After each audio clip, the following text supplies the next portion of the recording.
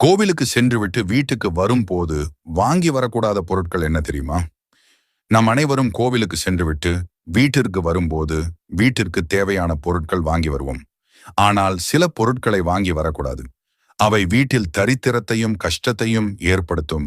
இந்த ஒரு ஆன்மீக தகவலை தெரிந்து கொள்ளும் முன் இந்த சேனலை சப்ஸ்கிரைப் பண்ணிட்டு ஓம் சரவணபவ் என்று கமெண்டில் பதிவிடுங்கள். ஒன்று, கோவிலில் தரிசனம் முடித்த பிறகு உடனே மாமிசம் வாங்குவது சாப்பிடுவது கூடாது. அன்று அசைவம் சாப்பிடுவதை தவிர்ப்பது நல்லது. மதுபானம் புகையிலை போன்றவற்றை வாங்கல் கூடாது. கோவிலுக்கு போய்விட்டு வந்து இந்த பொருட்களை வாங்கினால் அதிர்ஷ்டம் தடுக்கப்படும். கருப்பு துணி கருப்பு குடை போன்ற கருப்பு பொருட்களை வாங்கி வரக்கூடாது. அவை தீய சக்தியை ஈர்க்கும்.